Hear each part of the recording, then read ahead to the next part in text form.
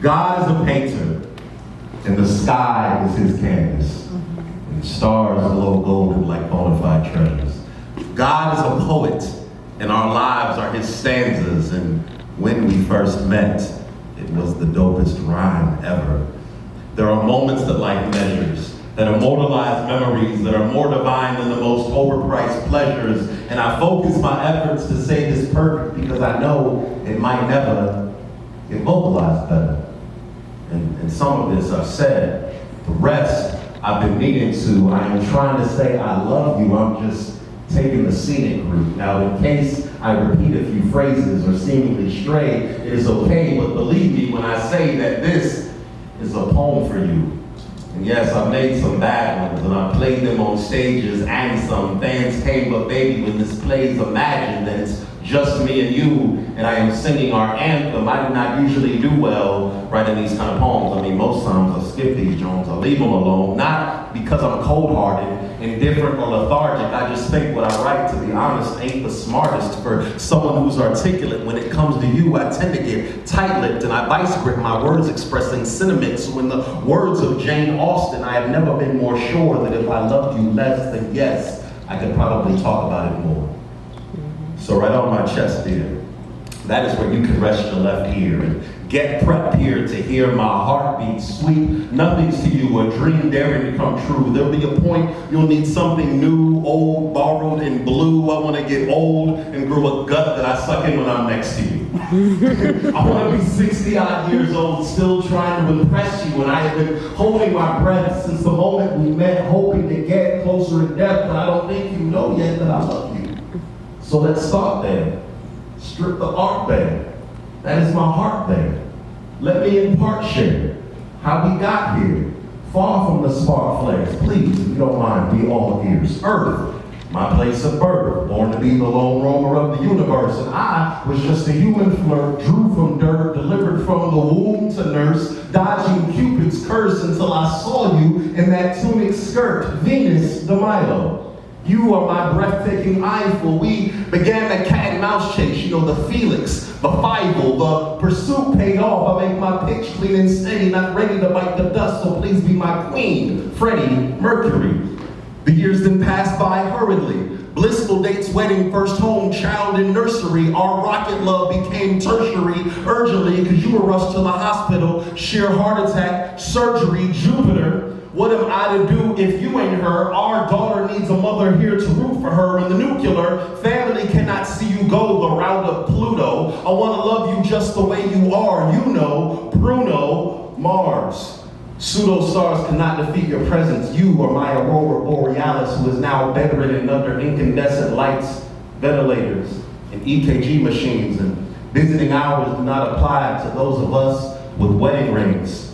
Saturn, Uranus, Neptune, the galaxy, Emery, Crawford, Long, angioplasty, the lump in my throat, that clump in your artery, and the prospect of going on without you, babe, is hard for me. And this is my real life, withering heights. And I am praying to Christ in the tune of Give Me the Night, so that you might greet the sun tomorrow once the curtain's drawn. Because a morning without you here, my dear, is just a dwindled dawn. That was that piece right there.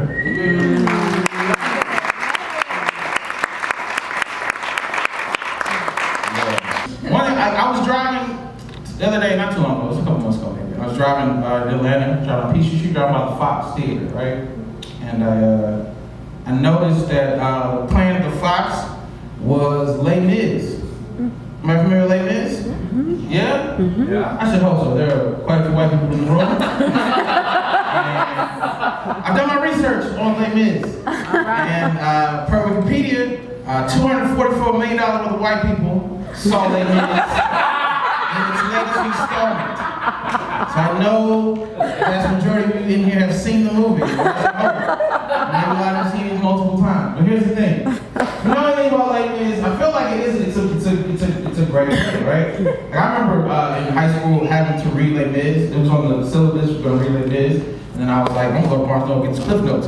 And which we did. But I saw the movie, so I did, but like, Les Mis is so interesting to me as like a piece of a thing that like people watch because like I don't know where Les Mis, right? There's the main character was who? Jean Valjean, right? Jean Valjean. And Jean Valjean, what he did was his major infraction was he stole a loaf of bread, right? It seems like a very small minor plot, right? He just stole a loaf of bread to feed his family, not because he was like trying to be bread king. He just, you know what I mean? Like, this is bread, put me on top, right? No, he had a person that he had to take care of. He stole a very harmless thing, right? And then, afterwards, he stole the bread. One gentleman knew he stole the bread and made it his life's mission to find this man who stole a loaf of bread. I don't know how much bread was worth back then, but I feel like it's been pretty consistent throughout history that it is not, I don't know, spend a life's work of your time worth of following an individual, right? But this dude did Javert, right? The cop Javert tried to spend his whole life to try to find this man who stole a loaf of bread, right? It's insane, right? It's crazy. Some of the police work that had to be going on in France at that time, and he was like, Chief, save my murders. And the traffic tickets I don't have time for. This man stole mine. Like, wasn't his bread? I see this.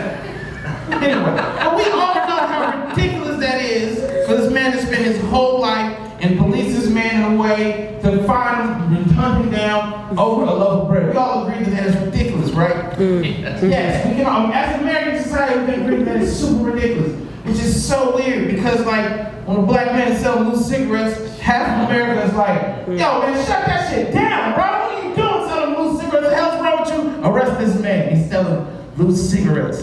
And then when the man dies on camera, they're like, he shouldn't have been selling loose cigarettes. And I'm like, $244 million worth of white people have know that that's some bullshit. Like, it's already, like, inconsistent. You already know the bread shit is. It doesn't make sense, right? It doesn't make sense, but then you flip-flop. And it's like, how you want people to understand where you're coming from, so you try to paint these parallels. And I cannot paint a better parallel than, like, you already painted your own parallel, and yet you don't even see what's happening. So as a black person, it becomes difficult. It's like, what do I tell other black people so they don't get in this situation? You know what I mean? Like, how do I protect the black people in my lives so they don't have to deal with the situation? And the only thing that I've come to at this point, based on Les Mis, the current standing, or what's going on, is something I tell other black people is, niggas gotta learn French.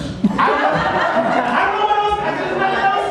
What else do we do? Nothing else. We try. Like, you already have these